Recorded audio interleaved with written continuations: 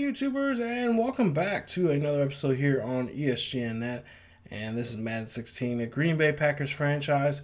And this is Packer Talk, episode 16, as we're getting ready and preview you guys the game that's coming up here in episode 44, which will be the Saints versus Packers in the NFC Championship game. Before we do that, we're going to take a look back at the last game there in the divisional round between the Green Bay Packers and the New York Giants here. It's just coming up here in just a bit.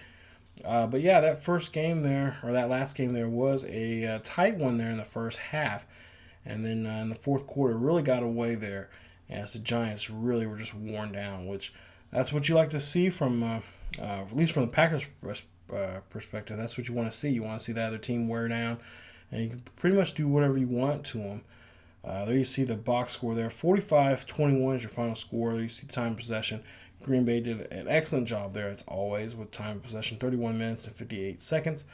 Penalty yards there, of course, we had the least there. We only had 36 compared to their 46, and that really helped us out. Aaron Rodgers, 442 yards, 5 touchdowns, 2 interceptions there. Did have a huge fumble there that really rocked us there for a while there. But he was able to come back. And that next drive, he pushed the ball and got them a touchdown there, which got back the lead for the Green Bay Packers. Eli Manning, 153 yards, 1 touchdown, 1 interception there.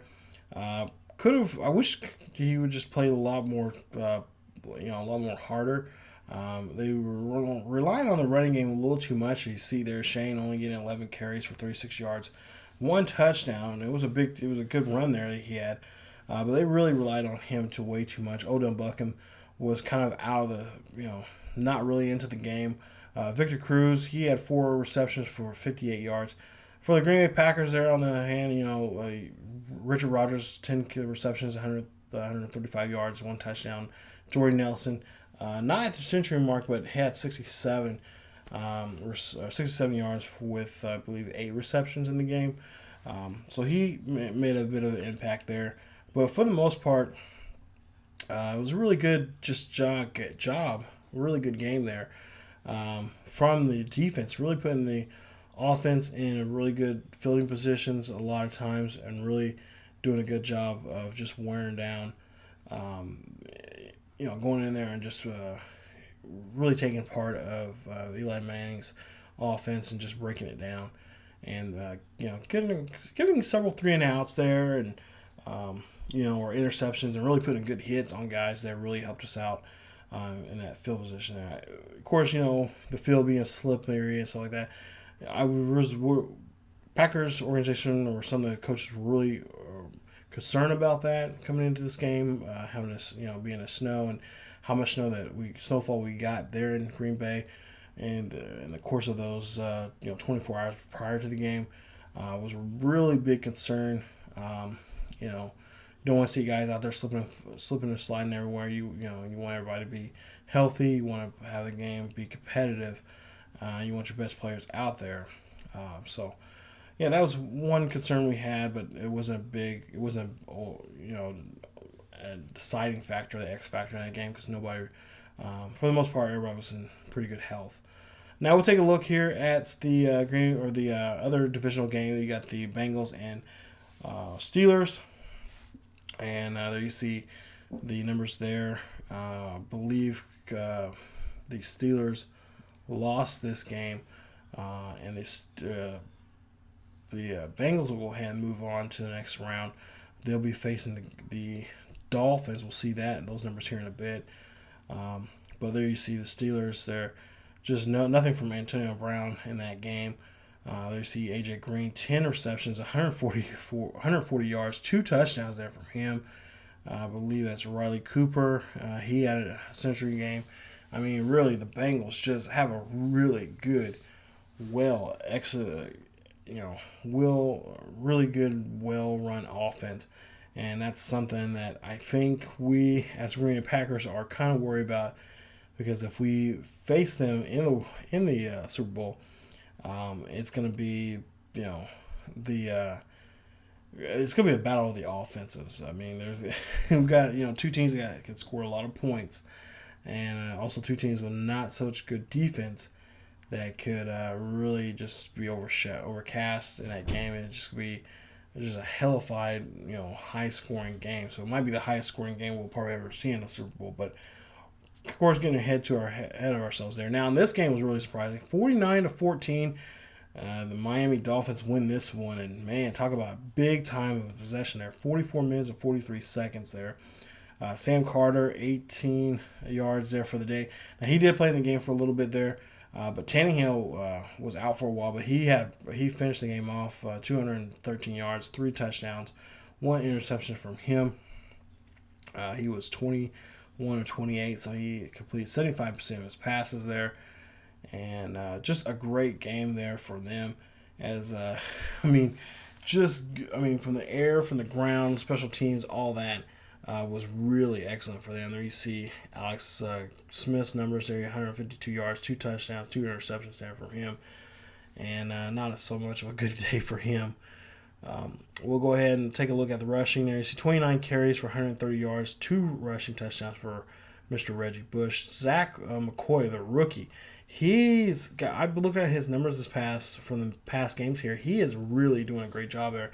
He is a future back, feature back for them for years to come. So that's going to be a team that when it comes to backs, he's going to be on a team that's going to do very well for him when it comes to the running game there. They got him for a couple more years there. And that's a team that, with a good running, with a good running backfield like that. There was quite a few times that we had some trouble with some teams that had good backs, your good feature backs there and whatnot, that stepped up and just made some really good runs on us. And this might be another team that will do that to us, that will really utilize that running game there and really wear down, the Packers defensive line. But there you see some of the numbers there for defense there. You guys can pause the numbers there for whatnot. But coming up in the championship game, it will be the Miami Dolphins going against the Cincinnati Bengals. They'll move on, and again, that's gonna be a game that's gonna be very interesting to watch and see how that all plays out here. For them. Now, we'll take a look here. Now, the Saints, of course, we all know we are playing against them in the next episode. 35-3 is your final score. As you see, the Eagles just cannot just do anything in that game and just get blown out. There you see 239 yards, 5 touchdowns there for Drew Brees. So, again, like I said, we played them back in week 16, and not much. Brees was not our big problem. For not too much. We kind of capped him up there in the second half. The first half, I will say, we did have some trouble with him. Especially when he was throwing to Cook. Him and Cook are just a good 1-2 connection there. And of course, Jermichael Finley, always a threat there in the red zone, and that's something we have to look at. C.J. Spiller and of course Mark Ingram in the backfield there. Definitely going to have to lock down that running game really quick and really force them to throw the ball as early and as often as we can. Really, we're going to have to really just put a lot of pressure on Brees, because in this game they were just letting him he was just dictating where he was wanting to throw the ball at, and wherever he wanted to throw it at, that's where he could throw it. So that's something we're not going to let him avoid letting him do. We're not going to let him get a hold of us and tell us, control our defense. We got to control him as quickly as possible, as much as possible, coming up in that game there against them. So Saints will be going back to Lambeau Field there in that game. It's a 6:30 game, so it'll be the last game of the day. Dolphins and Bengals will start off the conference championship Sunday there, in those games there. So, but like I said, the last game we played against them was back in week 16, 42-10 was your final score. And again, we had Brees threw over 200 yards. And again, those 2 interceptions came towards the latter part of the game, because for the most part there, he was really just pushing the ball and doing what he wants. And of course, this time around, playing a team a second time around is not as easy as it is the first time around, because now they know what you can do and what you can't do, and they're gonna do everything the opposite of what they did last time against you, and maybe even use some stuff against you. So that's what we're gonna have to be worried about. I know for a fact that their offensive line is very hard to penetrate and get anybody in there. So 8 men in the box when it comes to running, but we might have to get our corners come in there and just start blitzing a lot more than we do normally with our corners and stuff like that. So Dixon and Hayward are all going to have to do a better job of really getting in there on the blitz and really putting a hit on Breeze, because we don't want to see Breeze. Talking to the coaches there this past week, they do not want to see Breeze just throwing everywhere and anywhere like he was in that game against the Eagles. So, and of course, the Eagles not the best defensive team out there, but neither are we. We know that we're only capable of doing so much when it comes to our defense, and so that's something we're gonna have to really do. We're gonna really have to put some pressure on him and put that pressure on him early as possible. So that'll be the mission for the secondaries this week, going into practice. And that's what they'll have to try to accomplish here coming up in that game.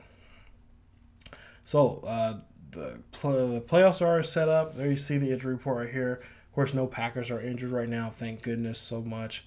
We don't have to worry about that. As for the Saints, Colson, he is out. He's been out for quite a while now. He'll be back in 5 weeks. He's pretty much out for the season, but he has a ruptured disc, and he's going to be sitting there on the sidelines there, hopefully, hoping that his team will bring home a victory. So it could be, again, looking at the weather report, it could be another snowy afternoon or snowy evening. They're saying that it's anywhere from, from anywhere from a 50 to 60% chance of snow, flurries, and high winds. So they're really saying that everyone that's going to come to the game there at Lambeau Field, please bundle up, be safe, and make sure that you have enough hot cocoa and all that kind of stuff for you, some blankets and all that kind of stuff. Be prepared, because it could be a very tough, could be a very long game because of offensives. Both teams don't have the best defense, so we could see a lot of high scoring here in this ball game, and so be prepared. So the weather report right there, like I said, it's gonna be a really nasty evening. So please bundle up when you come out to Lambeau Field. But that is it for this episode of Packer Talk as we get ready for the I don't want to say national championship, the NFC championship game. We'll see what is going to happen. We'll see if which one of these two teams will move on to the Super Bowl. Whoever wins this game will get a ticket here to go to Houston to play in the Super Bowl. So that is it for me, you guys. If you guys enjoyed the video, please leave a like. Also, don't forget to subscribe here on the channel and for more Green Bay Packers franchise here on ESGNet. Hit that like button if you enjoyed the video and subscribe. Don't forget to follow us on Facebook, Twitter, and Tumblr. The links are down below in the description. Check us out there for the latest in news on what's going on here on the channel. Also, what's going on in the world of sports gaming, and also what's going on in the world in sports in general. So thank you guys so much for watching. As always, keep yourselves together healthy, and I will see you guys next time.